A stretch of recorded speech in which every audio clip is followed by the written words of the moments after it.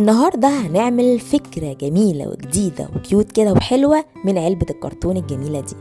بس قبل ما ابتدي عايزة اقول لكم نسبة المشاهدة بتاعت اللي هي زينة الكريسماس ضعيفة جدا، فدي هيبقى اخر فيديو لزينة الكريسماس او زينة راس السنة. وأرجوكم تعذروني لأن الموضوع بيبقى معايا صعب، إن الفيديو ما يحققش مشاهدات، بيسقط جامد جدا ومش بيشجعني إن أنا أكمل. عملت نجمة زي ما انتوا شايفين، عملت نقط عشوائية ووصلتها بإيدي، وطبعا الدايرة زي ما انتوا شفتوا عملتها بغطا حل. وجيت هنا عند كل مثلث ابتديت أزود التخانة بتاعته. جيت عند كل حرف خدت سنتي كده ووصلت، وحتى مظلله لكم عشان تاخدوا بالكم ان انا زودت هنا التخانة بنسبة 1 سنتي. بتبقى كده نوصلها بالمسطرة على ما فيش. وبعد كده غريتها بغرى الخشب، وكنت محضرة واحدة تانية زيها بالظبط، لزقتهم في بعض عشان تدي سماكة وتبقى ناشفة كده وسميكة. لو الفكرة بتاعت النهاردة نالت على إعجاب كبير باللايك وخدت مشاهدة كاملة، صدقوني بإذن الله أكمل بإذن الله سلسلة الكريسماس، لأن فعلا عندي أفكار حلوة كتير والموضوع مش مشجعني. زي ما انتوا شايفين أنا كستها هنا بخيش، طبعا بالشمع. عايزين تشتغلوا بغيرها اوكي، بس الشمع بيبقى سريع بالنسبة لي وينشف بسرعة. طبعا سايبة من على الحواف حوالي 1.5 سنتي عشان أتنيها كده وأداري الفينش بتاع الكرتون. هعمل بقى بنفس التكنيك ده في جميع الجهات زي ما انتوا شايفين.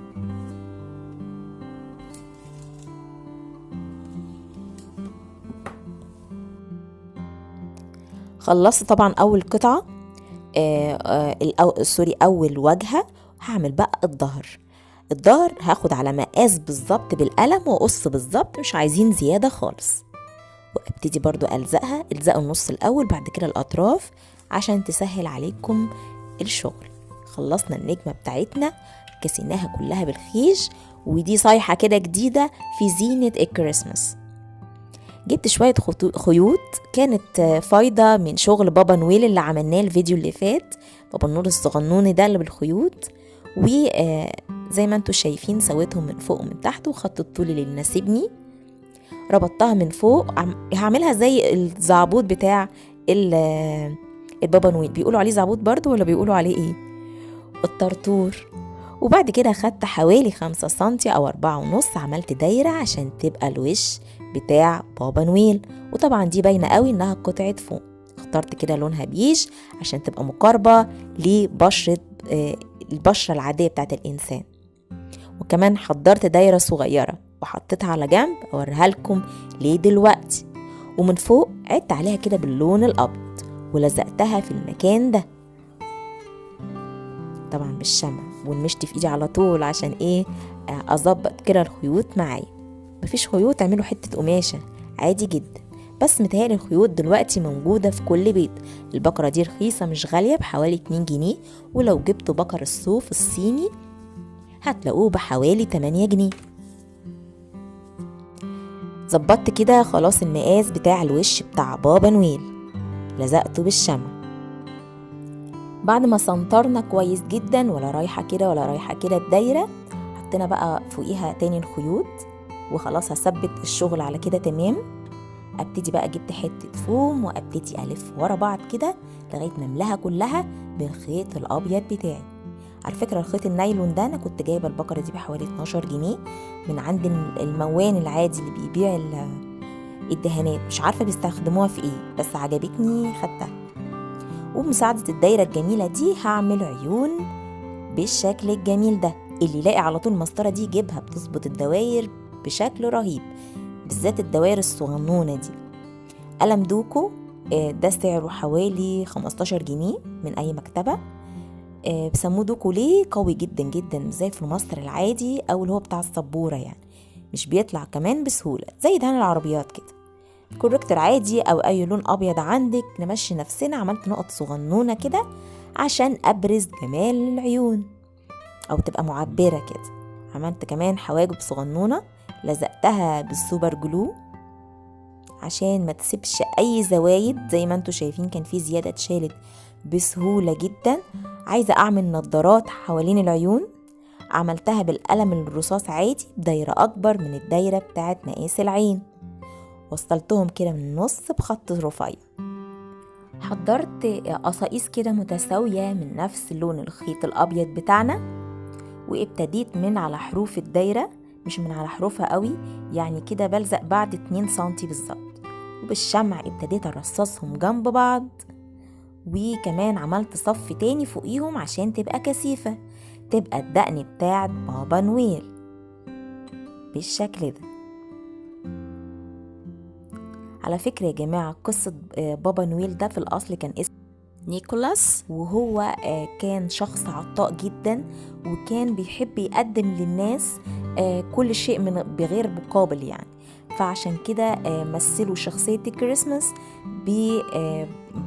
بابا نويل، سموه بابا نويل. فهو شخصية إنسان يعني عطاء قوي، عشان كده مثلوها براس السنة، جابوها إن هو الشخص اللي بيدي هدايا للناس من غير مقابل إن هو بس يشوف الفرحة في عيونهم. عملت شنب زي ما انتوا شفتوا، وخلصت الدقن، وكمان نسلتها بالمشط، وجبت الدايرة اللي احنا عملناها فاكرينها وحطيناها على جنب، حطيتها كده عشان تنبعك من الحروف وتبقى مدورة، ورحت مبعككاها شوية بإيدي عشان تبقى زي منظر النوز يعني. سويت بقى الشنب، وهلزق دلوقتي النوز، بس استنوا نعمل المرحلة دي. نساوي كده الشعر بتاعه، ونسويها كده كويس، وندور كده من تحت عشان هي طويلة بزيادة طالعة نازلة. وبنعمل بقى الدقن بتاعت بابا نويل المشهور بيها، اللي هي لونها أبيض.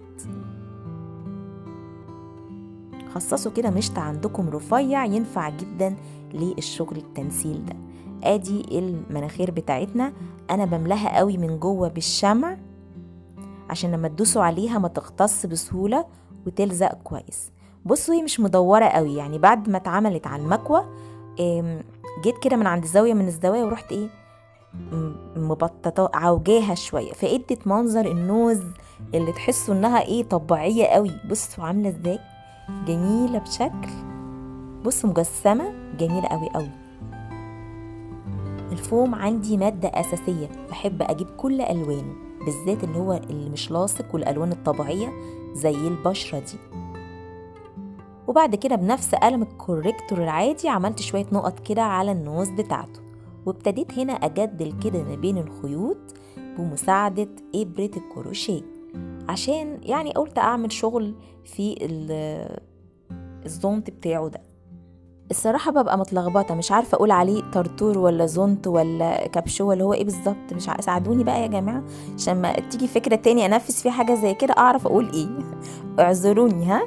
وبعد كده الأطراف كلها زي ما انتوا شايفين شلت الزيادة وحطيتها لجوه كده ولزقتها بحتة شمع عشان ما تنسلش.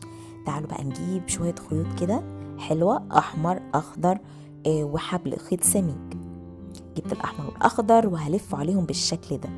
معروف جدا إن ألوان الكريسماس اللي هي الأحمر والأخضر والأبيض، فدي ألوان معروفة. وإحنا ضفنا عليهم بقى جديد؟ الخيش، خامة الخيش الجميلة. هلزق اللي أنا عملته ده على طرف النجمة داير ما يدور، خلوا بالكم طبعا مساعدة الشمع. في فيديو أنا قبل ده على طول جزء تاني، وفي جزء أول كنت اتكلمت على مسدة الشمع ومنين نجيب الشمع، لأن أسعاره غليت.